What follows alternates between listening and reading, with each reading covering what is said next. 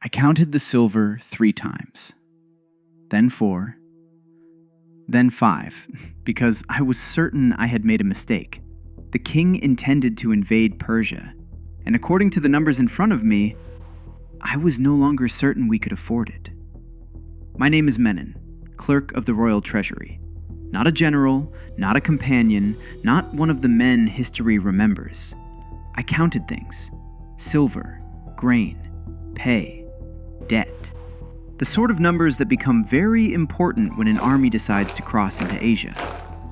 At the time, I was 24 years old, far too young for the responsibility I had been given. My superior had died during the chaos that followed King Philip's assassination. The treasury needed a clerk, and somehow, that clerk became me. History rarely asks whether you feel ready. Most people imagine a treasury as a room. It is not. It is people. Clerks, messengers, accountants, and above them, men such as Harpalus. The king trusted him with responsibilities that would have terrified me. People hear stories about kings and imagine rooms overflowing with gold. That is because most people have never worked in a treasury. Gold is impressive. Silver is useful. Numbers are what matter. When farmers speak of wealth, they speak of grain. When shepherds speak of wealth, they speak of sheep. When merchants speak of wealth, they speak of coins. When kings speak of wealth, they speak of talents.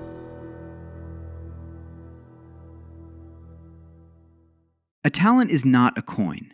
That is the first mistake every apprentice makes. A talent is a weight. Silver measured by weight.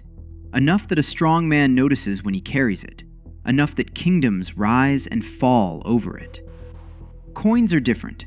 Athens has its famous owls, Corinth has its own, Macedonia mints its own as well. Every city seems convinced the gods care whose face is stamped onto silver. Persia is different.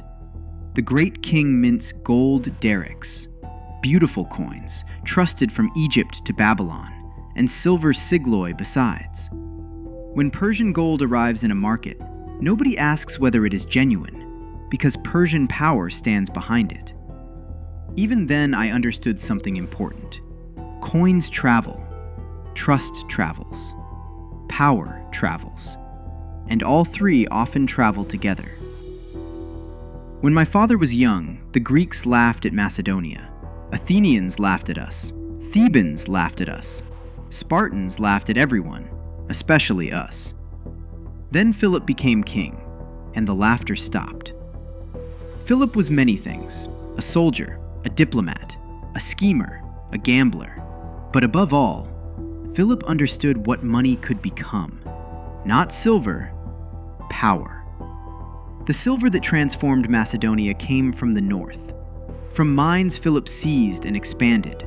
The earth itself paid for our army, for a time.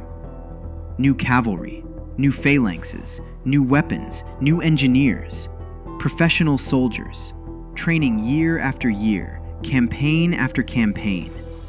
All of it cost silver, an impossible amount of silver.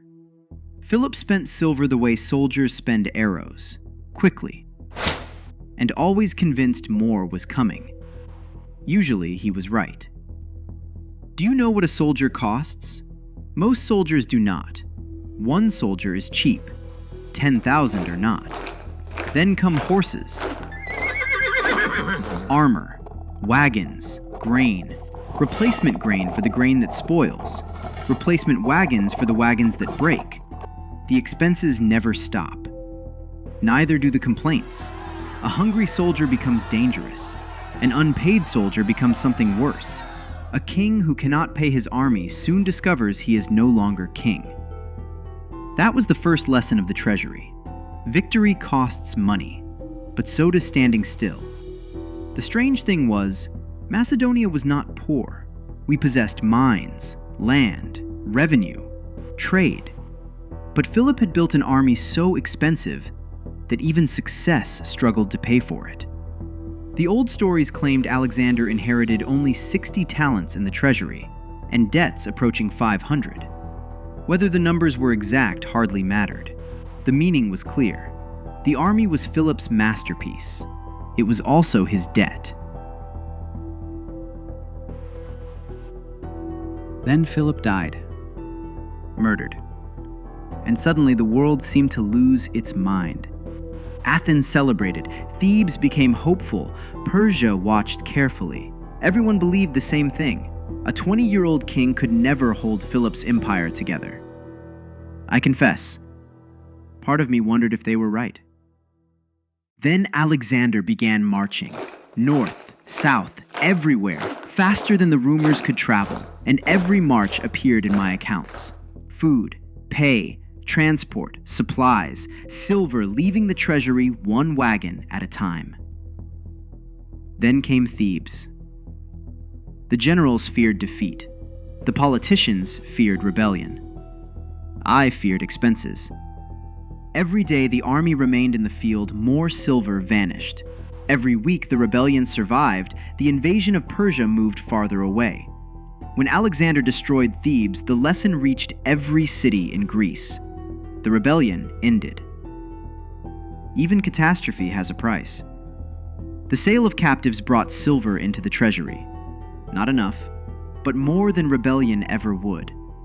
People remember burning cities. I remember balancing accounts.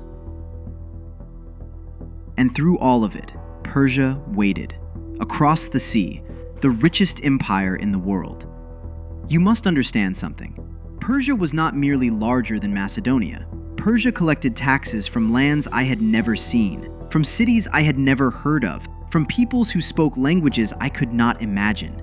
A single Persian province might produce more revenue than entire kingdoms. Its roads crossed continents. Its treasuries held fortunes accumulated by generations of kings.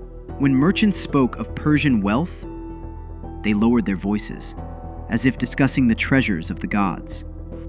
And now, Alexander intended to invade it. One day, the king requested the numbers. I spent days preparing them. Every figure, every estimate, every risk. I checked them twice, then a third time, because I hoped I had made a mistake. I had not. When the work was finished, I carried the accounts to Harpalus. He was still reading when the lamps were lit, still reading when most of the palace had gone to sleep. At last, he rolled the report closed. Unpleasant reading. That was all he said. The next morning, he placed the accounts before Alexander. I stood at the edge of the room, trying very hard not to attract the king's attention. Alexander read, turned a page, read again.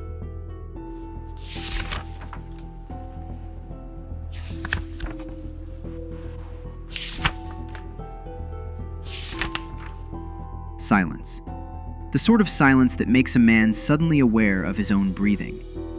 Then he looked up and asked a single question. How long?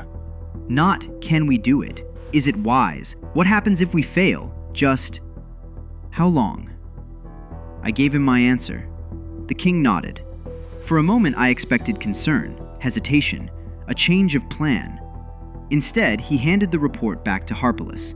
Prepare the funds. And that was all. That night I could not sleep. The numbers refused to leave my mind. I had spent my life counting silver. Alexander had spent his life counting possibilities. According to my calculations, the campaign was dangerous. According to Alexander, the campaign was necessary. One of us was wrong. Years later, people would ask why Alexander invaded Persia. Some said glory, some said revenge, some said destiny. Perhaps. But sitting in the treasury that winter, looking at the numbers before me, it seemed entirely possible that we invaded Persia because we could no longer afford not to. Across the sea stood the richest empire on earth. Behind me stood a kingdom that had already spent so much to reach this moment, and somewhere between the two lay the future. By spring, we would discover whether we were marching toward unimaginable wealth or ruin.